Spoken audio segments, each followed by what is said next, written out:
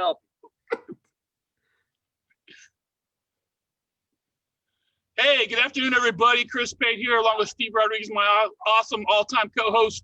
I'm back. I gave John Harville the seat for a minute. Kept it warm for me. I appreciate that, John. Thank you so much. We got the Bucks pregame here today. All right, get ready for the Bucks game. We're excited to have today with us 1987 graduate, two-time starter for the Bayshore Christian Faith Warriors, all conference, all county, all state, all world. State semifinalist, Freddie Tomasello.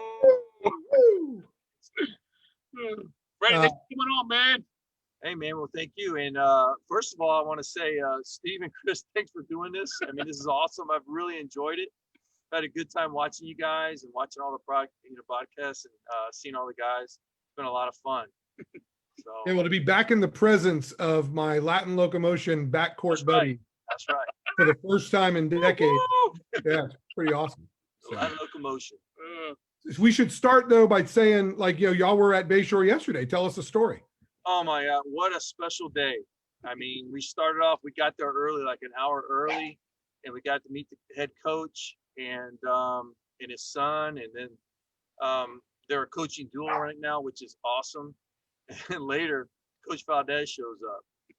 And it was great to spend the day with him and watch the game. And so, yeah, but Fred, before you get into Herman, what happened before Herman, man? Before him, highlight of the day. Highlight of the day. Coach State calls us back there and has Chris give the pregame speech. Thank you. Which was, I was a little concerned. I thought he was going to start banging his head against the. Right, like he used to do. But no, he gave the pregame speech and everything went great.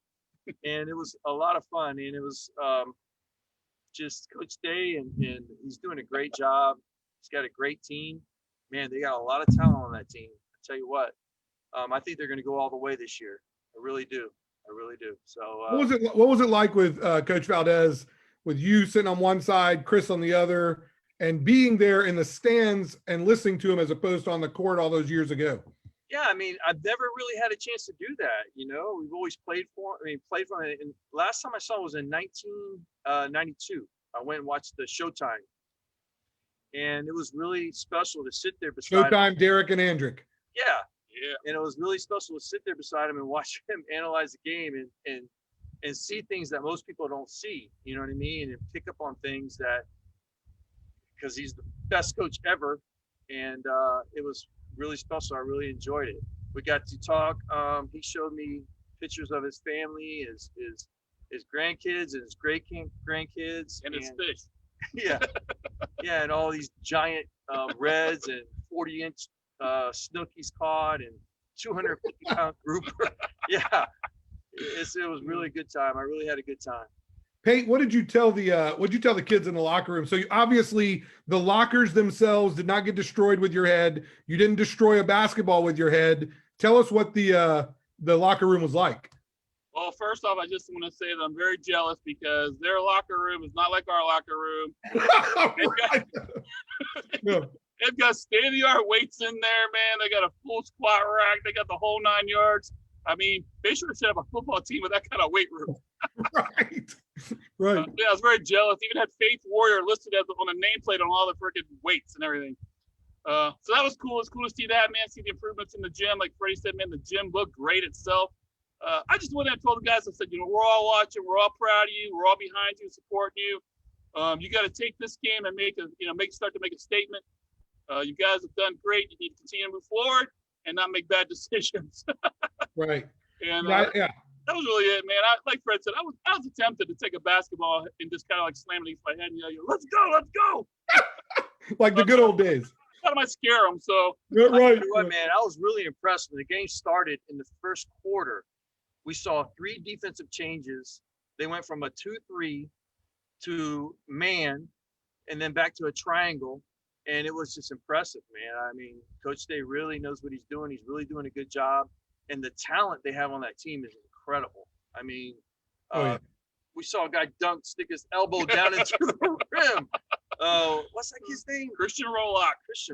Yeah. Get up. Boom shakalaka. We saw threes from almost half court. I mean, they really have a lot of talent. They got the big guys. They're really doing good. I think they're going to go all the way.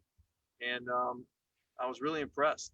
Yeah, there's no doubt that they have the talent. They have the length, the size. They have all the ingredients, the coaching to do really well. I think a lot of us were hoping for a better start, especially after they blew out Armwood. But the schedule now eases up. They went through 2 or 3 weeks with COVID where they couldn't practice. So that probably had a lot of impact on their performance. And they looked really good in that Shorecrest game. So, yeah, we expect them to go all the way. They have the talent, skill, and coaching to do it. Yeah, no doubt. Man. Yeah. It's looking good. It's looking good. So let's flash back to the old days. You know, when Chris. Oh, no, but there we go. There we go. First of all, I'm going to say, Melanie Valdez, oh, my word, what a great leader. I mean, I can see Valdez in her, and Coach Valdez in her, or Melanie Humanisti, right? So, right. Yeah. So, man, she's doing a great job. Because we all knew her as Melanie Valdez. I know, but yeah. But they have these 4 pictures of her winning the 4 state championships, and that's incredible. In volleyball, I mean, that's Hall of Fame stuff. Yeah, absolutely. Absolutely. Now, we won't mention the rest of the wall space, which the alumni are going to make demands about. But yes, those 4 state titles are Hall of Fame material for Melanie. That's absolutely true. Well, I told Coach Day, I said, you either put that banner back up or you put it up for auction for the rest of us. That's right. I'll start at $250. Yeah. Oh yeah, no, without question. Yeah. So let's flash back to the 1980s. In the first episode of the Alumni podcast, Chris and I mentioned or talked about how we ended up at Bayshore. And all of us are linked. The 3 of us are linked together, going back to Good Shepherd, Providence. You know, Freddie used to talk about when I played at Good Shepherd. Then I ended up at Providence. Before I even knew Steve Rodriguez, I heard his name. I got up one morning in the Brandon News, and I saw that Steve Rodriguez has scored 50 points. 50 plus. What was it? 50? That was 50 even, wasn't it? What's that? Was it 50, Was it 50 even, right? or 53? I don't remember, but It was 50 even. points Yeah. in any basketball game. With you're in junior high, high school, it doesn't matter. That's so impressive. And then the following year, you transferred to our school at Providence, and we got to be teammates the year after that. It was, Yeah, it's really started. Yeah, the Good Shepherd was like was in the Christian League, but it was also an associate member of FHSAA. So they played, in fact, Bayshore in the 70s, and they had played Temple Heights. We played Temple Heights that year. That game was against Hernando Christian. I got lucky, and I played really well against Providence. Shooter, you were a great shooter, man. You could shoot the eyes out. So, and we all ended up together. Yeah,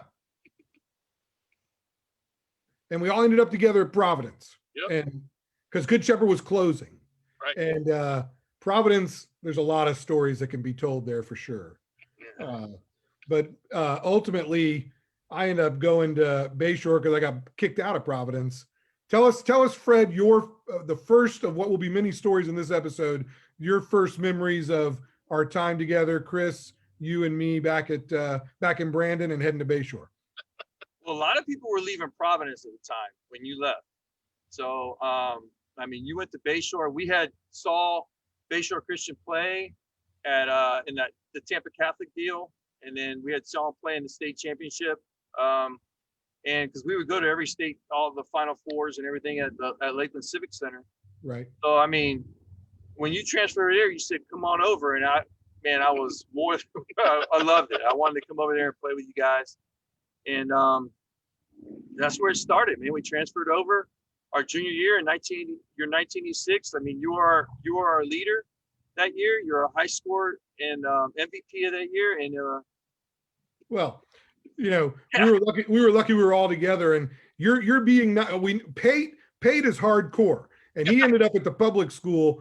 And if that coach KD Skull, whatever it was, if he takes Chris, we may not have been together. So I go to Bayshore because we saw Harville and them at the Brandon Plant City game. The 3 of us saw them there. We went, like you said, to the state Final Four. We saw them in preseason Tampa Catholic Jesuit games. So, and then my dad knew Herman. So that was a natural fit. And so I go and I start talking you into it. people forget I was trying to talk Kelvin into it for my senior year. That would have really been great. Oh man, Oh, yeah. we went to state for sure. Yeah. But so Pate's family's like, screw this Providence stuff. We're going to Armwood. and if Skull lets Pate be on that baseball team, he doesn't transfer over. He ends up, I think, with us my senior year for that baseball season. Yeah, that's right. Yeah. Donnie Hamlin came over, who played on the 1987 final state championship game team with Fred and Chris. Donnie Hamlin didn't come our junior year, did he? He came my senior year, your junior year. Yes. What was really interesting is he didn't play much because he came halfway through the season. Back then you could transfer and it's like you sit out a week and you could play. Well, I know in my senior year in '87, he was a huge part of that team. Oh, yeah, he was, About 2'6'3", he had long arms. He would dive, tip the ball. I mean, he was a big part of that team. So, yeah, I'm looking at some online stuff. And Donnie was a big competitor. I tell you that, man. He had a huge heart, fiercely competitive. And the thing that Freddie has mentioned before in our conversations, probably with you, is back then everybody knew their role. Right. And Freddie will tell you a bit more about that, as a starter. But I got to see it, firsthand. And we just all played our role. We knew what we had to do to help the team succeed and win. And Donnie was one of those guys. He just played hard, knew his role, and played it to perfection. That's exactly right. And I was going to share real quick. We've got some online stuff going. Some real nice words from the OG John Harville. So hey, John, and Natalia Gonzalez, who played in the 90s, is referencing the first Melanie team that won the volleyball state title. Natalia Gonzalez? Yeah. Hey, so Natalie. There you go. So, Chris Slow, yeah. And Jeff Hamilton's loading up with some Brandon stuff. Brandon connection. Chris and Freddie convinced me to go. Hamilton, high-level baseball star that will be part of our baseball episode. Right. And Dina Pippin is also commenting as well. Some nice stuff. So thanks everybody for watching. So Fred, I'm going to go ahead and give my first story. I have like 4 or 5. Hopefully they're funny, but really just to tell our story. Like we said, we really knew each other going back. Y'all played North Brandon baseball. I was in Dover, Plant City, South Brandon, Little League growing up. I played Temple Terrace one year with the Traina brothers and Lonnie Kitchen. My first story I want to share is with another Brandon boys, Dave Shabert. So, man. Yeah, Fred remembers after the Shorecrest loss on the road, we had beaten them at home. Coach Valdez is pissed, mad. Sorry for the language. And the Shorecrest loss. Yeah, on the road. Oh, how we lost that game? Yes, go ahead and tell how we lost. Yeah, you just started. Yeah, okay. So we lost the game. We were down 1 with like 6 or 7 seconds, and classic Herman Valdez strategy. Calls a timeout and says we're going to do our press break inbounds, get the ball underneath, and call timeout underneath. We execute all of that to perfection until Kevin Noriega catches the ball underneath and decides to shoot it instead of calling timeout. Kevin misses. No, go ahead. I thought that was the game where you got into with that guy. No, that's coming up. That's a good one. Noriega misses the shot, and Coach Valdez says, make sure you keep your running shoes on when we get back to school. And we had to run suicides at Ramey at Bayshore after the game, like at 9 or 10 o'clock at night. Yeah, we all get ready to go home, drive home. Yeah, the parents are waiting, whatever. So we get in the car, and Dave Baseball Shabert says, I will race you on the Crosstown Expressway back to Brandon. Shabert is driving his mom's car. And of course, Fred and I rode in a V8 350, the Camaro, whatever it was. And we're going like 100 miles an hour on the 100 miles an hour. And I told Steve, I say, Steve. Yeah. I think I see, look, that looks like a policeman in the middle of the main opening. It was too late. Yeah. The lights came on, man. So we come over that ridge, and you're squinting. Yeah, I'm looking because I see. What is that in the median? Right? And so we get pulled on. Back then, the tickets had the amount, the price, the cost, how much it would be on them. So it's like a $250 ticket, which is not chump change in 1985. Right. Steve, please, bro, let me leave your house before you tell your dad, because I knew he was going to get his face kicked in from his dad. So I'm like, Steve, please, let Let me sneak out the side. Don't tell him. I gotta tell him. I gotta tell No, I him. got to get it over with. I got to get it over with. Go So sneak out Fred my house. drives. Fred drives what was affectionately called the clunker. The It was clunker. You Yes. remember that? Yeah. Okay. right. His mom's That's right. station wagon. Right. Right They on the got that brown name because wagon. when we would take off, it would make a clicking sound somewhere. Like it would hit somebody. Go, click, click, click, click. So we So started we- calling it the clunker. We get back to my house, and Fred is like rushing to get his stuff, but quietly, Get on my stuff to get out of and there. wants to sneak out by the door by the pool. And I'm straight down the hallway, Dad. Hey man, I got a ticket. My dad's waking up. What do you mean you got a ticket? What? And so everything's going chaos, and Fred is tipping out the door with his stuff. I'll never forget Shabert trying to convince me for that race, and then getting caught by the police. Wow. And Fred and I, Fred did not have to pay the price. He was able to escape without my father's. I got in there just in time. So that's the first one I remember. Fred, what's the first story you remember from our Bayshore days back in the 80s? Oh man, there's a lot. I remember me and you couldn't get along playing 21. We couldn't get along. We would always get in fights, and it got so bad where even when we played Nerf ball in your room, we would get into it. One time we were playing, we would play horse. Remember, we couldn't play 21 because it would get too rough. We'd get into it, so we were playing horse, and I had gotten. Wait. Chris remembers this. Chris, it wasn't a real Nerf oop. It was like a hanger that we pulled. Junky hanger Yeah. on the wall. Right. I remember from the old house even. Yeah, that's right. And we would do like I would say, okay, you got to hit the wall here and with your left hand and do this, and then you would go and I say, hey man, you didn't slap the wall with your left hand. You're right. You were getting madder and madder and madder as we went on, and then finally I did a shot. I had you almost done, and you get the ball and you, instead of scoring it, you throw it right at me and you attack me. You attack me on your bed, and we grab and we go rolling over and we smash into the wall. And then we just get really, really quiet because we didn't want your dad to wake up and come in there. And we start yeah. laughing. Oh, Yeah, man, we had a that's good time. hilarious. Man. Yeah, we wouldn't be alive today had he woke up. Like, Well, I tell you, Oh, man, sure. that's funny because I mean, the three of us together. I mean, we're always such fierce competitors, man. I can remember me and Freddie playing basketball behind Horse Man, and if one of whoever lost, man, would take the ball and slam it on the ground and be so Yeah. mad. We wouldn't even talk to each other walking back to the house, you know. yeah, Or that even was so when I common. drove over Bart Lime's house next door from you, and I finally beat you after about 9 or 10 times, and you were so mad that you ran, you tackled me. Yes. That's usually every one-on-one game between all of us ended up in a fight. And you just Oh, man. mentioned the Bart Lime, a lot of Brandon history that we all Brandon athletes that we played with, the Lime brothers who I live next door to, the Paskert family across the street. We all know the AG brothers, Brandon point guards, Roy Hartline, Doug Colson. Yeah, Doug Colson, Robbie Bedell, Mike Paris. Yeah, Mike Pierce lived in that neighborhood too. Frankie Cruz, the Schlarbaum brothers. I mean, it was just a list of Brandon Armwood athletes and Bayshore athletes, the three of us. Yep. So that was a really good story, the two of y'all playing behind Horace Mann High School. So, Fred, are you up next? Because I got my next story ready. What's your next story? You that do it, got? man. Let me hear your next story because I know it's going to be good. Okay. The next one is it involves Mike Blocker.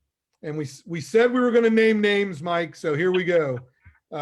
Fred may not name names, but I'm going to name names. Preseason, we talked about in previous episodes, Bayshore Christian players who did not play soccer had we call it weightlifting. It was weightlifting in the closet, unlike the state-of-the-art facility they have now. Yeah, weightlifting and running. And you would run Bayshore Boulevard, the full length, however long it was, down to Hyde Park, the entrance is down there, and then come back. And we always cheated on the way back. Fred never cheated. I cheated, Patterson, Blocker. We would jump in the pools of the apartment complexes. Absolutely, I remember that. But one day on the way down, Academy of Holy Names cheerleaders were out practicing in the yard. What you're going to say. And Mike Blocker stops and gives them the old moon. And so we keep running. And when we get back to Bayshore, you can already see several adults on the red top teachers, Coach Valdez, I don't remember, maybe it was Dibble. And, well, no, it had to be Valdez because he just made a beeline right towards us. We've got a phone call in the office, gentlemen. You need to come in and speak with me. Apparently, Academy had called and they were ticked and Blocker got in trouble. But that was one of my, it's not as funny now today, but it was one of my famous memories of Mike Blocker mooning the Academy cheerleaders while we were running on Bayshore Boulevard. It had to be, like October 1985, I guess. So that was one of mine. What's your next one, Fred? Blocker had a lot of pranks. Oh man. I'll tell you, man, one story that I have, and this goes back even further. And I just want to mention that before Steve recruited me to go to Bayshore, Freddie recruited me to go to Providence. We had played baseball together at North Brown Little League in our 7th grade year. And so for junior high, 8th grade was coming up. He's like, begging me, hey man, come over to Providence. We'll play basketball together. I had never even played basketball before, to be honest. But I was like 6 foot tall in the 8th grade. So he thought it was a good idea to have a tall guy on the team. Right. So that's actually where I started playing basketball and ended up playing the Bayshore my senior year. But I just played since we were about 10 years old, grew up together. One time, Freddie and I were riding with our friend PJ Nunez on our bikes. Freddie, what happened? All right. We told PJ we would definitely tell this story. I mean, I know it really doesn't know Bayshore, but this is a great story. So I'm riding, we're like 13 years old, and you get on your bike and ride all over Brandon at that age. Right. And it was completely different back then. The freedom, right? Yeah. So we're riding our bikes and we're hauling butt, and on Jersey, there's a car getting ready to pull out. It's a jacked up, old, beat up Nova or whatever. And I'm going through, and the guy had to stop, because he didn't clear the sidewalk. He looked, and I'm going through, and so he stops. So then, I fly through. But he doesn't stop. He has to slam on his brakes. He had to slam on his brakes because I was going too fast. Right. So, and then PJ goes through, and then Chris goes through, and for what reason, I don't know, he throws the guy birds, right? The doubles. Yeah, he gave him a double bird. And this car is loaded with what we called back then potheads, right? Hoodlums. Yeah, hoods. Yeah. So now I know. I said we got to get on it. So for people today, hold on. People today imagine Fast Times at Ridgemont High, the scene when Sean Penn and they all roll out of the van and the smoke comes out. No, that's a pothead. What was that one? I don't know. I can't think of the movie. Sorry, keep going. Yeah, Breakfast Club. So the bad guy in Breakfast Club is like a car loaded full of them. So this guy comes out screeching his wheels. He's taking off. He's coming after us. And he goes to cut in front of me. And he just barely misses me. And he hits PJ Nunez on his bike. PJ Nunez goes flying over the hood, right? Boom, lands on the sidewalk, just getting all scraped up. And they get out, and they're not done yet. I mean, they grab me and Chris, and they're ready to tune us up, right? And they got 2 cars pull over. This will only happen this happens now. People are going to jail. Right. Pull over, and this lady gets out, and a man gets out, and they seen the whole thing. And they saved our lives because those guys were getting ready. What were y'all driving? Were you in the clunker and Pate was in the red citation? We were on bicycles. Bicycles. We're 13 years old. We're 13 years old. I know this will have to do with Bayshore, but it's our they'll make it. I mean, things are so different. It does have to do with Bayshore because it's one of the things that kind of forged our brotherhood, Oh, for sure. Near-death experiences I mentioned with Robbie Fado on the Facebook page, tend to forge a certain type of brotherhood. And we thought for sure we were going to die that day.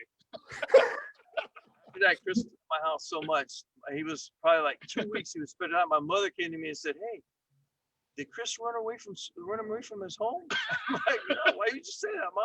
Because he's here all the time. So yeah, we were really close back then. Well, I mean, y'all's neighborhood and specifically y'all's 2 houses, we all ended up at all the time. Oh yeah. So I know that I was either at Chris's or at Fred's or both in a 24-hour period every single day for probably 5 years. Yeah. Oh yeah. There was never a better place in my life in terms of childhood to be than the Tomasello household, man. It was just fantastic. Oh yeah. And So the next story, Fred, what do you got as your next story? Because I know you've got several. Well, I want to go back to my senior year, and we're headed to state, and that was the best time of my life. My junior year was great, all the way leading up to going to state. The week before state at Bayshore Christian, the whole place was electric. Okay, I mean, that whole week, it was like, the classrooms, the locker, everywhere we're at, everybody was chanting stuff, all the way to state, all the way to state. And that was just a great memory in my life thinking about it. And I don't know. I mean, that time in my life was really, really good. All the way up to the semifinal game. Yeah. The semifinal game, I couldn't sleep that night. I was really, really nervous. I mean, I had gone to watch it in Lakeland Civic Center for probably the last 2 years, at least 2 or 3 years. And I was really looking forward to it. And I definitely come out that semifinal game and had deer in the headlights. Well, and you mentioned, it wasn't for, let's say, Blocker. Blocker had a huge game that game. Dude, yes, he did. That was probably the best game. Yeah, he had a great game. Probably his best game of the whole season. Andre Stevens in the first half had a great game. Yeah. Chris Pate scored 3. And Noriega, his half-court shot. Oh, I mean, yeah. they carried us through that game. And it was thank God they were there. You mentioned the semifinal game. It was March 1987, the 34-3 team. 34-3 team. And y'all beat Homestead, Miami, Berkshire 49-47 in that semifinal game. Yeah, they tried taking the air out of the ball. They held the ball for a while. Yeah. But like I said, those other guys came through. We were a legit, team. Everybody knew their role. Yeah. It's like Herman said last night, our second 5 would have been starters in any other school in Hillsborough County. For sure. Oh, yeah. I mean, we would have been starters, Without question. I mean, there's no doubt about that. That team went 12 deep, basically. Yeah. It's 10 or 12 deep, and certainly the second 5 would start at most public high schools. Y'all beat most public high schools, so yeah. Especially the good. I mean, Jefferson and Robinson had really good teams that year. Y'all beat them, so that's exactly right. Did you guys ever? I don't remember if there. I think there was the fight, obviously, with the Swedish national team. Let's go back. Hold on. Let's go back to 1986 when we really didn't have a lot of talent, but we won a lot of basketball games. Let's go back to that season. You were you're MVP. You're a high scorer. You were the guy. Well, I mean, we had a good team that it had Bernard Staley returned. That probably would have been the first state championship team. Had Kelvin come a year early, that would have been the first state championship team. There's no doubt about that. But you're going to talk about the fight against Keswick. Yeah. And, I want to go back to the fight against Keswick, where your dad's out in the middle of the court. Yeah. So look, you absolutely cracked somebody. Yeah. So we're 5-1 going into that game, and I think that we were 5-1 going into that game, and that was the first. I think I faced a box and won like 12 times. It was the first time we faced a box and won. Yeah, you were the main guy. And whenever that happened, coach would put me out of the offense, and we play like 4-on-4, And so I'm getting hit by the guy guarding me, and we're out at half court half the time. I'm like, dude, back off. And then a couple of times I was able to drive the basket, got fouled real hard by their big. And so this is late in the game. I guess we're up 1 or 2, and I'm on the weak side of a Freddie Tomasello shot. I don't remember if it went in or not. All I remember is catching another elbow.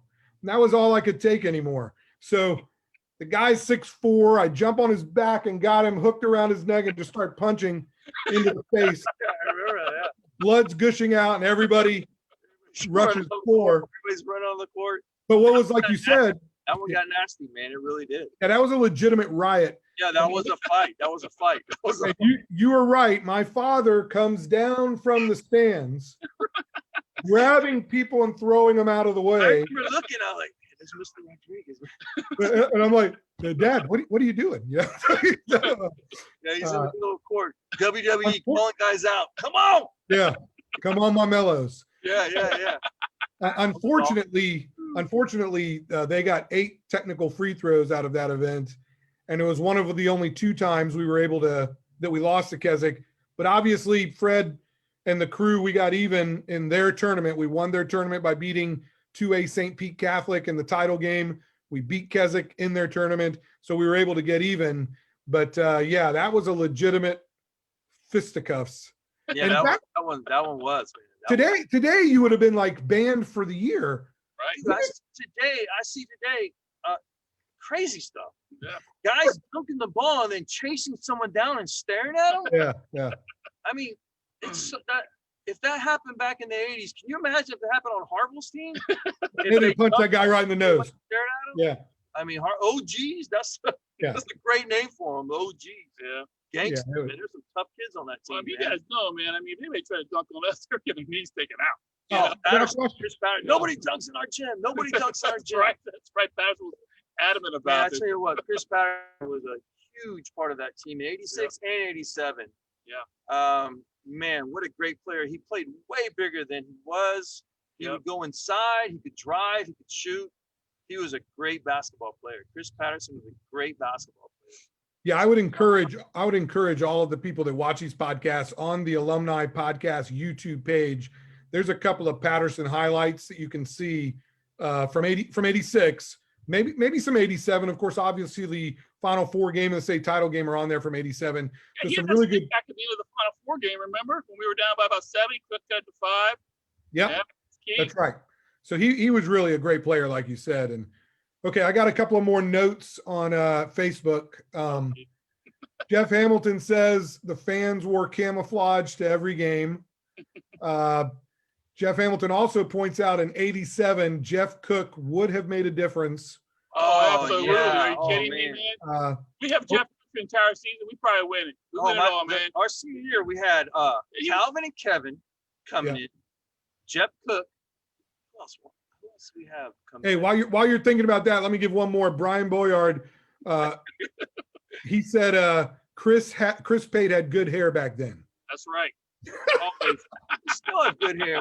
No, I'm sure that's what he means. No, Fred, so finish what you were saying, Fred. I don't know. I want to go back. I want to go back to Coach Valdez, man. Yes. Because, I mean, he is the best coach in Hillsborough County ever. He had the best. We had the best coaching staff in Hillsborough County ever. Yep. And we can prove it. Okay. You had Coach Valdez, you had Coach Dibble, and you had Coach Lanier. Okay. Coach Valdez went to the 6 times to the state championship, or Final Four. 2 times to the state championship. That's with Robinson and Bayshore. Yeah, I think it was 7. It might have been 7. It was a 7? Yeah. Okay, 7, 6 or 7. A lot. Right. A lot. And then you had Coach Dibble on his own take 2 teams to the Final Four, right? Well, at least one. In 2001, he won 2 district titles and had that Final Four. You're exactly right. All right. So he did. And then you had Coach Sam Lanier take King High School to the Final Four. I mean, what other? Well, he took Bayshore for 1995. So he's the one who had 2. So we went with Dean and. Yeah. I mean, really, that's awesome. I mean, I don't think that's ever been done in Hillsborough County. I can't think that ever been done in Hillsborough County. Legendary coaching team for sure. In fact, and even to build upon that, I mean, it's not as significant, but it still is significant. Is Coach Valdez handpicked Coach Broderick Day? Okay. Right. So who also went to the Final Four last year. Exactly. So best coach. That's right. This year they're going to win it all. That's right. That's right.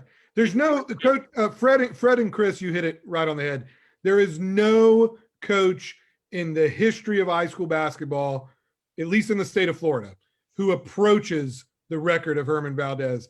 When your coaching tree goes to Final Fours on their own, sometimes an assistant can take over a year after and have some good players return, and an assistant can maybe get back to the Final Four, but not repeatedly years later do coaches off of your coaching tree win championships and go all the way. Right. Yeah. Coach Valdez was a teacher. He could teach you how, using the backboard, using the glass, the square on the glass, how to shoot using the glass. Okay. He would teach you breaking it. If they're coming to press you, two guys come and step in between them. I mean, the little things that Coach Valdez taught us is what makes a difference. It makes all the difference in the world. You know what I mean? Great. And that's why he had so many good teams. Think about how many great players have gone through Bayshore Christian. I mean, JD, probably one of the best guards in the city that year, right? And then I mean, maybe in Hillsborough County history. I mean, he's one of the best guards. Yeah, absolutely. Then you had Calvin. Then you had the Peterson. Then you had Derek and Smith, right? Yep. Yeah, these guys were like Jonathan Johnson, Piazza. I mean, these are some of the best players in Hillsborough County come through that gym. Yep. And Valdez was showing them, showing them the game, teaching them how to play the game. Yeah, they learned from the legend. They learned from the best. That's exactly right. That's right. So, but so yeah, I mean, we could tell Herman stories all day. I can remember Herman calling me into the office after that Keswick fight and saying, "We got a letter from the state. Just try not to do it. Just try not to do it anymore." Thanks, Coach. But all of us have some Bayshore school memories as well. Did either one of y'all ever serve as office assistant? I didn't. No. I was office assistant because everybody, was in love with Kim Valdez, so they all wanted to be in the office. That's right. And I remember we had to think of a Bible verse each day, and I always tried to find the shortest. And so John 11:35, Jesus wept. That's funny. And so you get on the intercom, ding, John 11:35, Jesus wept. Ding. And Mrs. Stevenson, was not very happy. Coach thought it was sort of funny after the school, but to be more serious about it.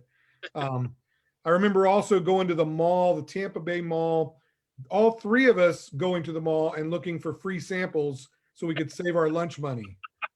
So I don't know if you remember that, Fred. We'd go, "Hey, you giving out free samples, giving out free samples." We go to the food court. Oh, absolutely. Yeah. I still do that. Are you kidding? And one of the biggest memories is a Brandon memory, and that's is Sharky. Oh, God. And I think we've told this story, but I know we've told it all the way with Fred on the show. Sharky's last name was O'Grady, and there's like a Beef O'Brady's sandwich named after him. The O'Grady sandwich. Yeah. And he was our Colt League. I don't know if that's really familiar or not, but that's what we get in. Right. But he was our Colt League baseball coach. And I didn't want to play on this team. Fred talked me into playing on this team. I'd already graduated. It was my senior summer, but I did it anyways, and because Fred told me to. But there's a lot of stories before that. One, we called him Coach Sharky because he had a giant gash in his leg and walked with a limp because he got bit by a shark while deep sea fishing. And that's true. That's true. That's what we thought. No, he had the gash in the leg. Today? No, he had the gash in the leg. It's true. I know. Yeah. I know. So, and then he was. So we're coming to the main part involves you two. Fred was supposed to be drafted by Chris's dad in a deal, a handshake deal that Chris's dad would get the pick, and Sharky reneged on the deal and picked Fred first. I never knew that. Yeah, so Freddie lives in my neighborhood, and so to make things convenient, his mom had asked my dad to pick him up, because so he could drive with us to practice and everything, and it was just easier. And plus, Freddie and I had played at North Brandon Little League the 2 years before together. Right. So we had tryouts or whatever, and my dad had gone to all the three other coaches and said, "Hey, so and so, I'm going to pick up Freddie Tomasello in the first round. This is why his mom asked me to." And so we get to the draft. My dad's got the third draft in the pick. First guy, I think was who's the other coach? I don't know. I can't remember. Yeah. One of the coaches picked somebody else. The second pick, man, Shady Grady. Freddie Tomasello. Yeah. Yeah, that was a good baseball team. And my dad tried to get Freddie to not go to tryouts. Right. Well, I mean, what I remember, Fred just mentioned, we won the Colt League state title. What are you talking about? Frankie Cruz. But what I remember most is that the first half of the season, Kipper, Rob the Masher Bedell, And the then first Doug Colson and Steve Rodriguez, two of the best shooters in the county. you playing baseball, yeah. Yeah, But but they were wait, good athletes.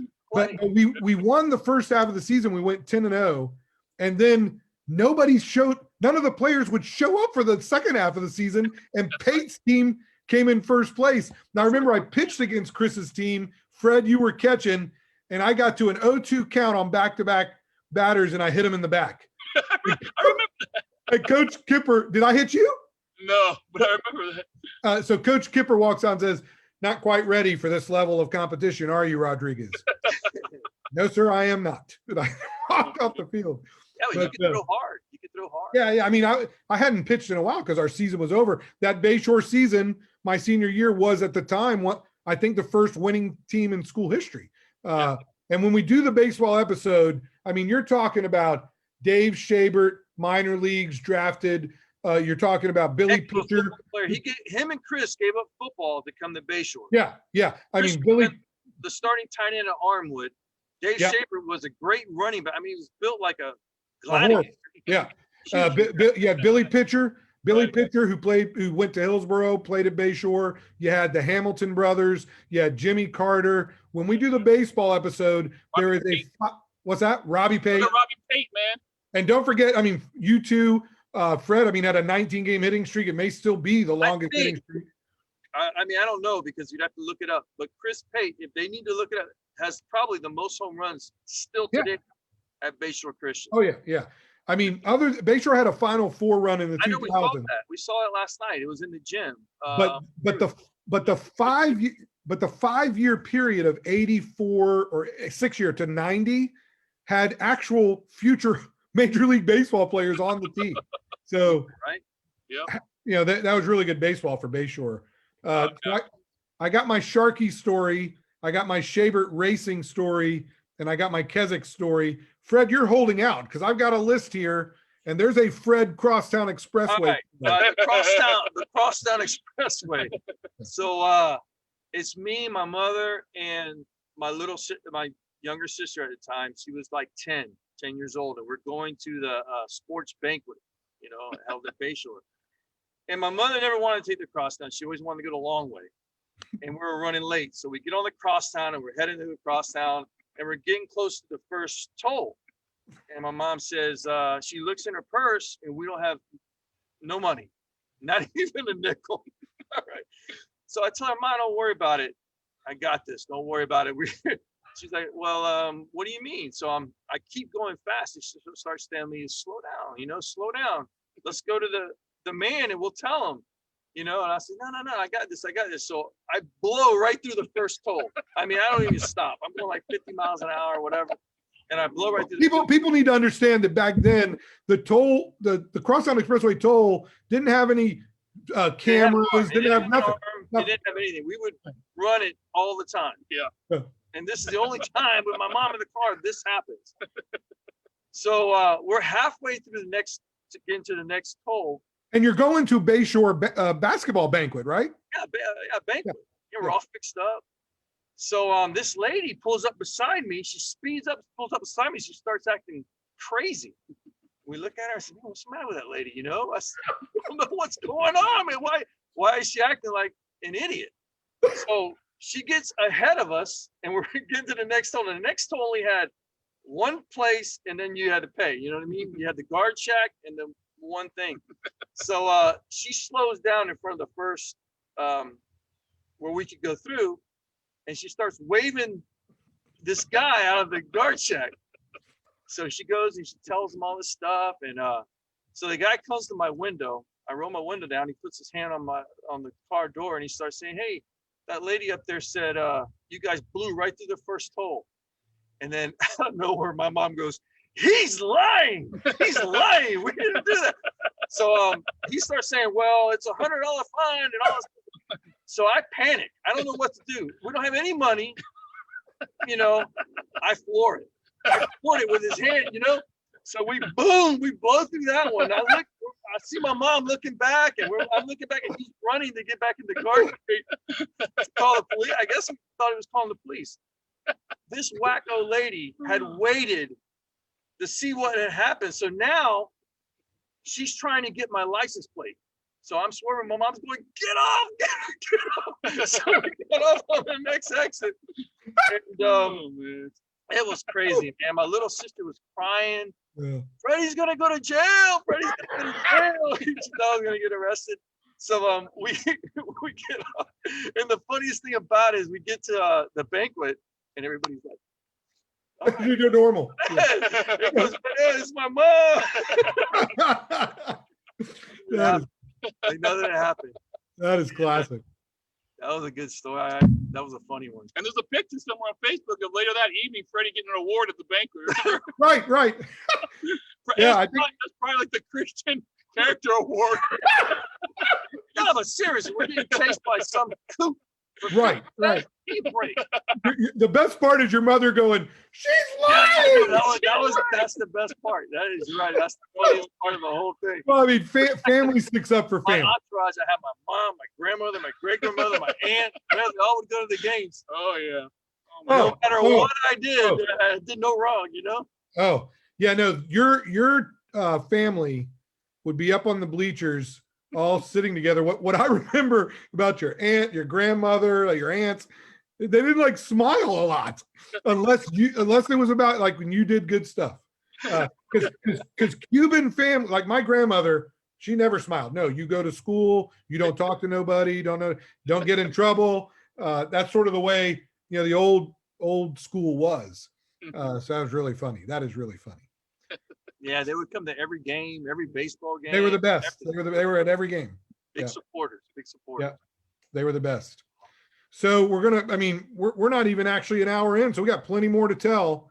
I wanted to ask both of you what your favorite game was. It didn't have to be necessarily a win or a loss. Not that there was many losses, but not necessarily a win, but what surrounded it. I know what mine was, and it's not what everybody thinks. I'd like to know what yours is. What was your favorite game at Bayshore? What's your favorite memory of a game at Bayshore? My favorite game, wait, you want to go first? No, go ahead. Yeah. Was actually the Moorhaven game. I think the Moorhaven game, man. Packed out. Dude, the gym was so packed. And I remember getting an inbound. I was, getting ready to throw an inbounds pass in and seeing Doug Colson and all these other guys that we had played at Sadie Park for so many years with, and the whole gym was just lined with people. Oh yeah, and it was a lot of fun. We won that game. Well, before we get to Chris's, I think we won that game 64-47, something like that. It was the regional final to go to the state Final Four.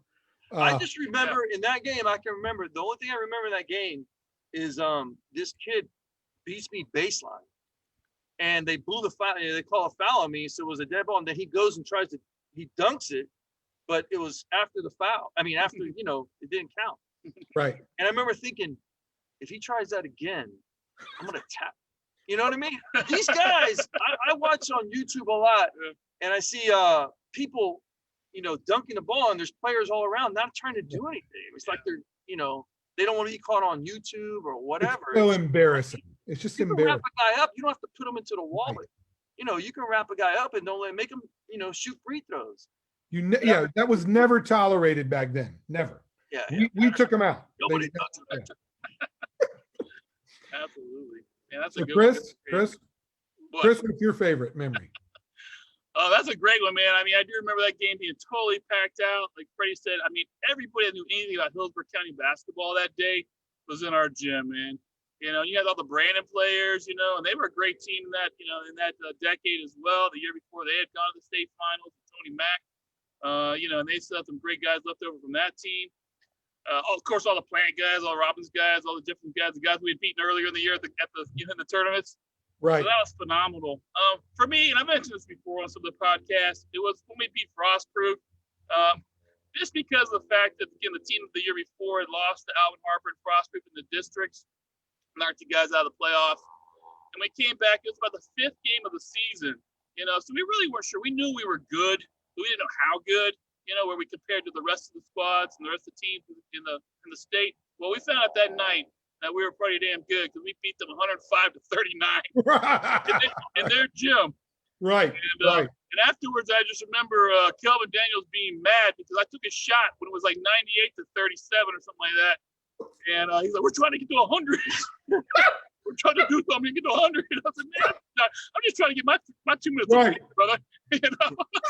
Hey, in 1987, Calvin Daniels was the best player in Hillsborough County. I don't care what anybody says. Oh, yeah, I mean, Hey, maybe in 1A of the state. I remember at the park. I remember at Sadie Park after the season was over. After he had been picked to play for the East-West All-Star team. All-Star game, yeah. And somebody told us, "Oh man, you guys were playing less competition, which whatever, you know." And he goes, "You wait till that All-Star game." Yeah, I think he ended up scoring 36 points. That's right. Oh, yeah. 36 points because they had put the 3-point line, hit 2 3-pointers. Right. People were asking for his. Well, there wasn't 3-pointers yet, but yeah, from Well, they that put distance, it right. in for that game. I think Oh, well, that's right. I forgot. Yeah, Yeah, because next year was coming in. Yeah, because next year they're bringing in 3-pointers. Yeah, they put it in. that's right. That's right. He was the MVP of the East-West All-Star game. That's right. Listen, there was no one equivalent to Kelvin. I mean, people forget you guys beat Plant, Jefferson, and Robinson. Jefferson and Robinson were good that year. Jefferson had Coleman Bell, I think, as a sophomore or junior. Right. He was 6'6", 6'7", played for the Miami Hurricanes in football back when Miami was winning 5 national titles in the 80s and 90s, whatever. And you mentioned there's a lot of names that go into what you guys just mentioned. And At Plant that, had Cliff Myrick that year, 6'5". Myrick, they had David. Junior that year, but his next year he was first team all county. What's that? Right. Guard. Yeah, They had David Spielvogel at guard. Right. Spielvogel was Yeah. all county. Listen, that Plant game, the second one when we played at Plant, We got robbed. the fix was in. We weren't going to win that game. We weren't going to win that game. That loss was 57-53 at Plant. Everybody Four was guys fouled out. Everybody was fouling out. It was a joke. We weren't going to win. But just getting with the names that you mentioned, Spielvogel family is South Tampa family. Their family went through Plant. One of the Spielvogels went to Bayshore in their younger years. You had Myrick, you had Coleman Bell, the guys in the stands for that game. Let me tell you about the Coleman Bell because I guarded it. Okay. What Valdez would do weird, different things, out of the box, things like that. He said, "Look, he's going to bring the ball down. And when he brings the ball down, that's when he's going to be equal to you. And I want you to try to, disrupt him then." He goes, "If he gets the ball up, he's a lot bigger and stronger. Don't worry about that. But he brings the ball up." It's those things that he would see, and to help you win games. It was very, Absolutely. He else to do stuff like that. Just to wrap up with those names that were mentioned, the Brandon names included we already mentioned several, but you got Jim Williamson as well. We didn't mention. Oh, Jim, right. I don't know if Travis Simpson went to that game, but obviously he played in the NBA, 7-foot center for Brandon. Right. And it's Travis. Travis. Right. So the whole gym is. Yeah, exactly. Yeah, but that team, the best team in '87. You know about '87?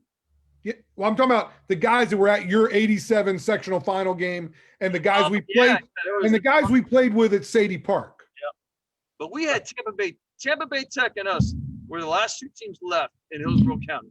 Yeah, we ended up going farther, and Tampa Bay Tech was solid. They had a lot of good play. They had Derek Smith, Jay Smith. They had McKinnon brothers. Yeah, they had the McKinnon brothers. Yeah, but they didn't have anybody as good as Calvin Daniels. No. All we had to do was get the ball, find a way to get the ball down the court. Blocker, me, Patterson, and then it was on our favor, right? It was in our favor. We could get the ball somehow to Calvin. They couldn't stop. And who better to get the ball down the court than all conference, all county, all state? Freddie Tomasello. Hall of Famer Fred Tomasello.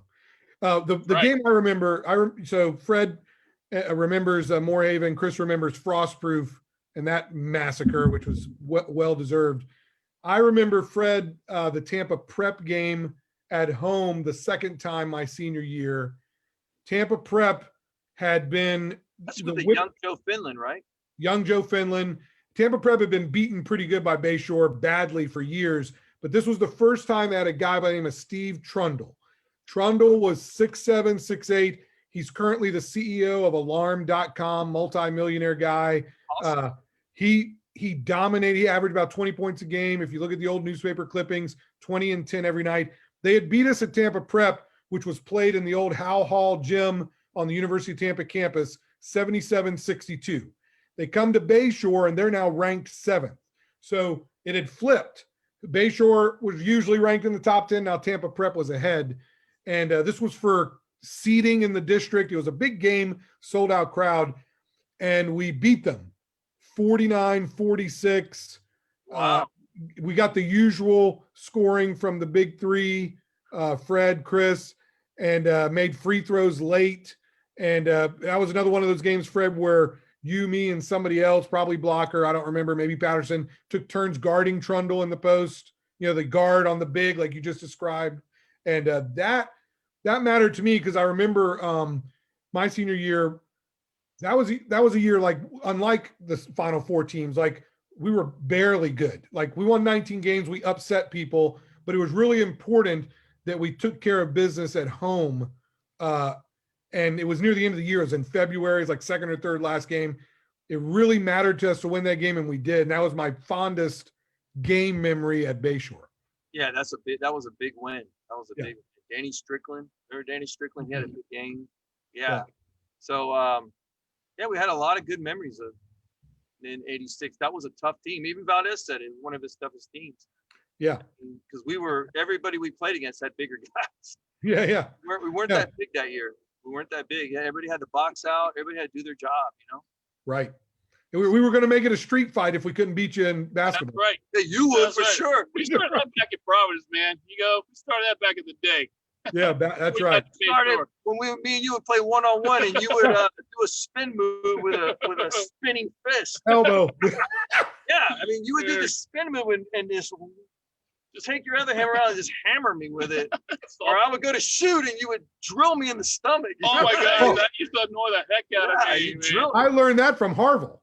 I mean, hit him in the stomach. So, oh man. Yeah. Learned that from an OG. I never started one fight. Oh no, hold on.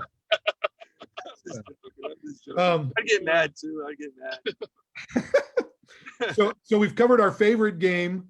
Talked a lot about our time in Brandon. I mean, there's so many Brandon stories. I mean, we've never mentioned Babe's Pizza. We've eaten there.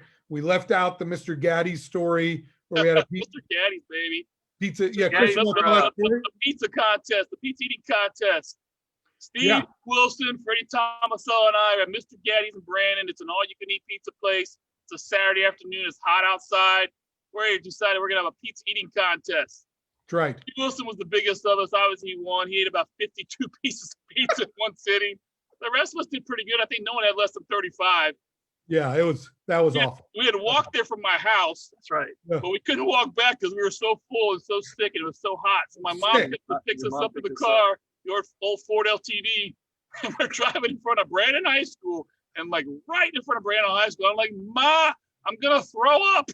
I remember that. She pulls over to the side and starts puking on the side of the road in front of Brandon High. And then puke it out, man. Back up and all right, I'm ready. Let's go. That's right. Was that the red car? No, that was the old brown Ford LTD. Remember? Oh, I remember the red car. I remember the red. The red car, Fred, is when you and I went pigeon hunting. So we're going to Bayshore. We didn't have the tolls before we were blowing through the toll. So we would go a long way down. Wait. We're not advocating anybody break the law by running a toll. No, you can't. I mean, yeah. Video these guys.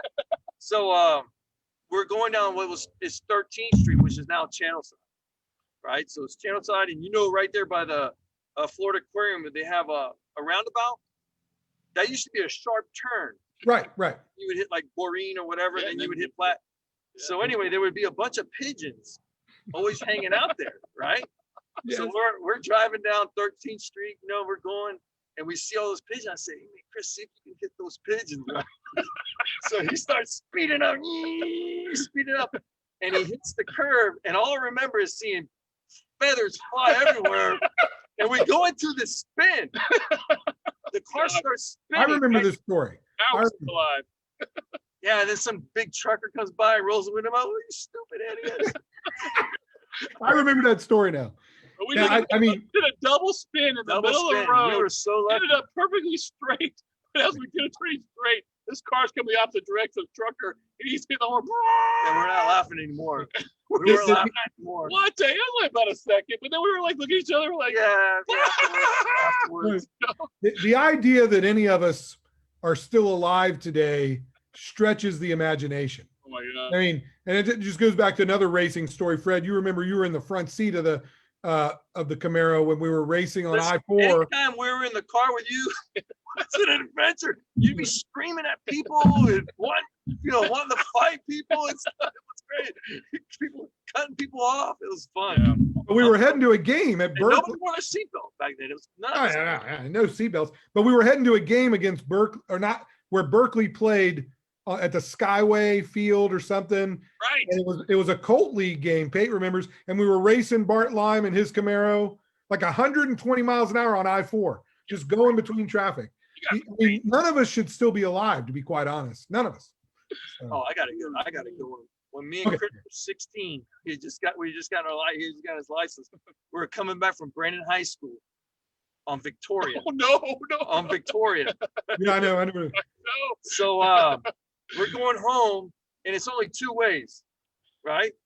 So we're headed home, and this big red truck, old like F-150 or something, goes to pass us. And I look at him, don't let this jerk pass you. Don't let this jerk pass. So Chris starts speeding up, and this guy loses control. And there was the railroad track. Remember the railroad tracks over there, the weeds and all that. So I'm looking back and I'm laughing. I'm seeing this guy bouncing all around and on the ground. So I'm laughing as hard as I can, man. And my windows run down. And then the next thing I know, I see Chris look at me with this look, and he starts saying, roll your window up, roll your window up, roll your window up. And this guy had pulled up, and that red truck slammed on the brakes, and it's a biker. Right? And he gets out, and my windows roll down. He sticks his whole body, and he slams me up against the wall like that, and he grabs Chris's throat. I mean, it's a grown man. We're 16 years old. right. Yeah, man. And he starts, saying all kinds of crazy stuff. And we're like, we're sorry, man. We're sorry. You. Yeah. Funny though, right after that, he gets in front of us all mad. He didn't hit us or anything. He just scared us. And we're like, let's follow him. Let's follow him to his house. And then about halfway to the guy, we follow him a little bit. Said, maybe we shouldn't do it. All right, let's go home. Oh, I guess more testosterone than smarts for sure. I tell you, man. I guess we should all be thankful our kids did not follow our example of driving. I mean, my parents didn't know. What do we not know? Right. I hear That's another. Yeah. youngest son playing on the video game, and he's talking, and I go, kid, who are you talking to like that? I mean, you talk to somebody like that when we were kids. Yeah. It was on. It was on. I mean, you don't talk. It was on. They're playing around. It's a lot different. It's a lot different now. Yeah. Camaro, So guys, we've covered. The Camaro was a great place to be, man. All I can say about the Camaro is that the one story that I have about the Camaro cannot be mentioned on the show. Yeah, no, absolutely not. So we've covered growing up in Brandon in the teenage years, the neighborhood, all the guys. I mean, Steve Harrison lived in your neighborhood. I don't know if we mentioned, I forgot. We covered how we ended up at Bayshore. The Bayshore years were unlike any other.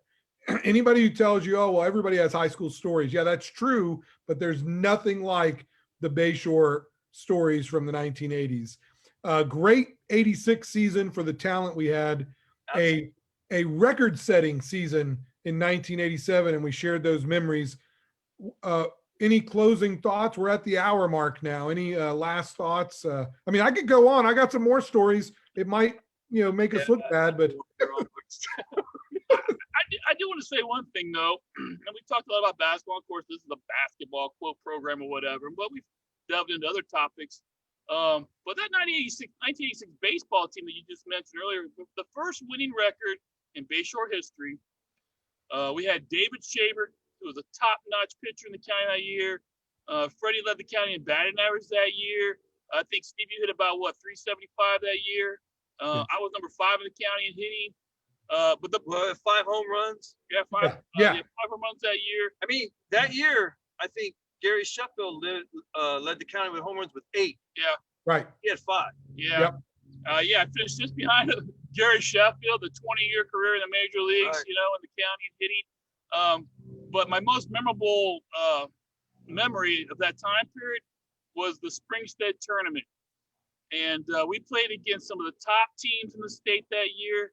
People got to remember back in the 80s, Central Florida was the hotbed in the country for baseball. There was Central Florida, then there was California, and then there was everybody else way behind. And we played against Ocala Vanguard. We played against Sumter. We played against Springstead. Great teams. We competed with all of them. We may not have won, but we competed, And I remember the first game of the season. Yeah, the first game. I hit a home run, 340. Yeah. Right? Yep. Dave Shaver hit a home run, probably 350. I don't remember. But Chris came up and hit a freaking I remember. Dude, it was 380 was the fence. 380 was the fence. The ball, I remember the ball still going up as leaving the park. It was an absolute bomb. I don't know if you guys remember, but on that baseball team that senior year, I missed 10 games with a broken finger. Yes, I remember. And how'd you break your finger? We were taking batting practice before Berkeley Prep, and it came up and took my, I don't know if you remember this. Yes, pull your fingernail, right? Took my fingernail off, and it's like swollen. And so my dad comes from the stands, and you have to remember this, all the way to the dugout and says, "Let me see that finger. There ain't nothing wrong with that finger. Tape it up." And he taped the fingernail back on without pre-wrap. So I'm trying to hit a baseball with shooting a bird. And Coach Dibble says, or no, Bokalak says, Coach Bokalak for Bayshore Christian said, "Steve, you're gonna have to sit this out." And so we beat Berkeley. Yeah, but Dibble was there. Dibble was like our assistant too. He was there. Yeah. And I know he coached the year before when I was playing with Harville, but Bokalak, that team, we beat Berkeley during the regular season. Shabert matched up against Nat Piper. Nat Piper. Wow, Man, what a let me tell you name. something. David Shaver would have been everybody's number one. Yeah. No matter what Right. school he went to. He threw hard. Yeah. So And hard. he ended up playing at HCC. They won the JUCO national title with Billy Pitcher, who went to the pros, who had been at Bayshore his sophomore and junior year before being the county's best pitcher at Hillsborough High School. I remember Wow. hearing about Pitcher. Yeah. Yeah, I didn't So- know Bayshore, but I remember him. Yep. I mean, so Wow. that to Chris is very, very right to point that out. That baseball team, Fred led the county in hitting, had what I think may still be the longest hitting streak in Tampa history. Pate was top 5 in hitting, top 5 in home runs. Shabert was like 9-3 when he was on the mound. If we'd have been able to get a little more pitching, just a few innings a game, maybe one game here and there, we probably would have won district. And like Chris said, that was our first winning season. Yeah. It didn't have to be. Harville had some good teams too, but again, those fell apart, because basketball dominated. They didn't show basketball up. was king. Yeah. Right. And That's a this- really good point. Man, this year I'm telling you, they have the talent. They got some really good basketball players. They got Yeah. some really good basketball players. So they need to win state. They need to win state. Exactly. Yeah. Exactly. So Chris mentioned those closing words. Fred, what are your closing words for this episode? Well, yeah, I just want to say I'm real impressed with the coach over there at Bayshore now. And, like I said, his assistant is his son, and it's awesome. I'm looking forward to seeing them go a long way. Okay. And I had a really good time growing up with you guys, and we had a lot of fun. So, yeah, that's basically it. Thanks, Fred. Last thing I'll say, obviously, it's great to see the two of you together and the time you've been able to spend over the weekend together. I got to see Freddie for the first time in probably 26 years. Yeah, it's been a long time. over Christmas. And now Chris and Fred are together and spending even more time. And the three of us were together for the most formative years of our lives for years. But what's most interesting is that we still remain friends 30, 40 years later. I mean, that's so rare and so good. Despite all those fights. Well, we were always laughing and joking afterwards. Yeah, afterwards, it was, Oh my we're gonna gosh. get it out. You just gotta get it Yeah. out. Get it out. That's it. They need to get it out more today. That's They right. need to get it out more today. I agree, man. Too pent up, man. Get it out. Anyway, well, this has been a great episode. We covered it all from the Bayshore, the Brandon boys in the 1980s. Great to see you guys. Enjoy the rest of your time and go Bucks, right? That's right. Yeah. And hey, Steve, I do want to say one more thing real quick. And not to be a downer or anything, but I just want to ask everybody out there to please pray for our friend PJ Nunez. Oh yeah, definitely. We have known him. I've known him since I was 9 years old. Lifelong friend, another brother of ours, and he's suffering with stage 4 liver cancer. He needs all of our prayers. I believe in God. I believe in miracles. It says expect a miracle on our wall in our gym, and that's what I expect with you guys' prayers. So thank you very much in advance for praying for PJ Nunez. And like Steve Rodriguez just said, baby, go Buck. Yeah, definitely pray for PJ. And PJ was at several of my sister's Bayshore Christian dance parties. Yep. Right. So he's known amongst Bayshore alumni. So that's exactly right. And of course, yeah, go Bucks. Those are great. Those are great hats because that's the original logo. So. All right, guys, that's it. That was a great episode. Brandon boys, we covered it all. Great to see you guys, and we will see the alumni on the next podcast. Thanks, guys, for joining. Thanks, everybody. Thank you. Yeah. All right, brother. See you, man.